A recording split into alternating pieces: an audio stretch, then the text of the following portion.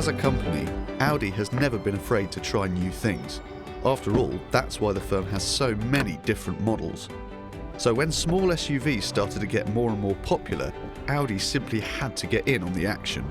The result is the Q3, which combines 4x4 styling with that desirable 4-ring badge, and which goes head-to-head with the likes of the BMW X1, Mercedes GLA, and the Range Rover Evoque.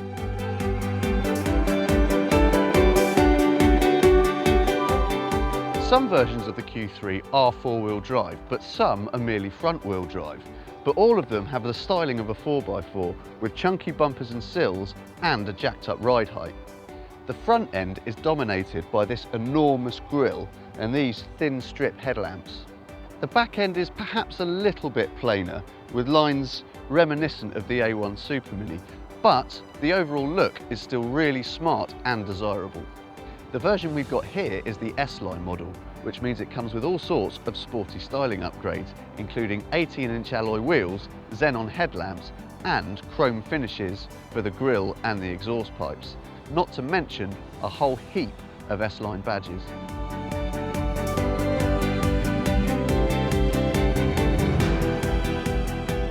When you climb inside the Q3, there isn't actually all that much to mark it out as an SUV. Even the driving position isn't all that high, but you do get loads and loads of adjustment to help you get comfortable, and visibility all around the car is excellent.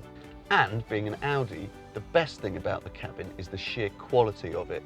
The materials and the fit and finish are easily a match for anything else in the class, and it feels every inch as posh as the company's bigger, more expensive models.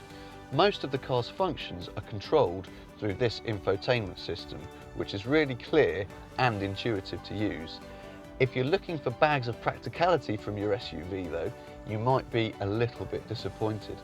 Despite its chunky looks, the Q3 is actually quite a small car, so although boot and rear seat space will probably be adequate for most buyers, it actually gives you no more of either than your average family hatchback.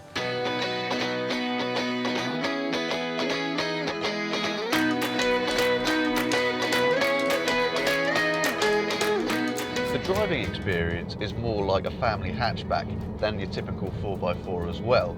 This is a very relaxed, easygoing car to drive, not least because of the smooth feel of the pedals, gear shift and the steering.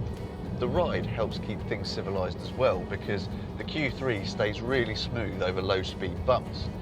It's not quite as settled on the motorway, but it's still comfortable enough and quiet enough to be a very competent long-distance cruiser.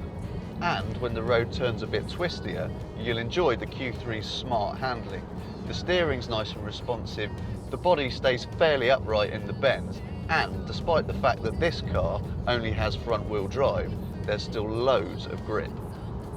One small word of warning though, this S-Line car is available with a lowered sport suspension as a no-cost option, and that is not a box you want to be ticking.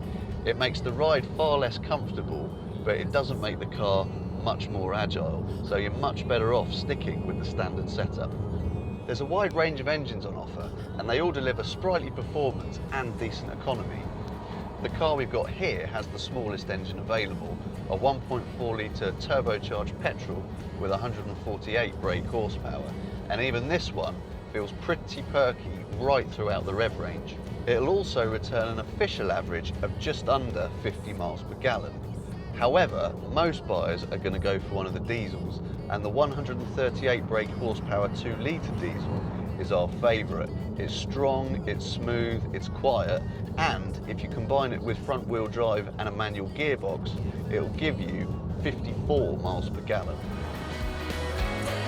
Granted, the Q3 isn't the cheapest car of its type to buy, but it feels worth the money you pay and it's affordable to run. It's nice to look at, cracking to drive, and has a gorgeous interior. If a small SUV with a prestige badge sounds good to you, the Q3 should definitely be on your shortlist.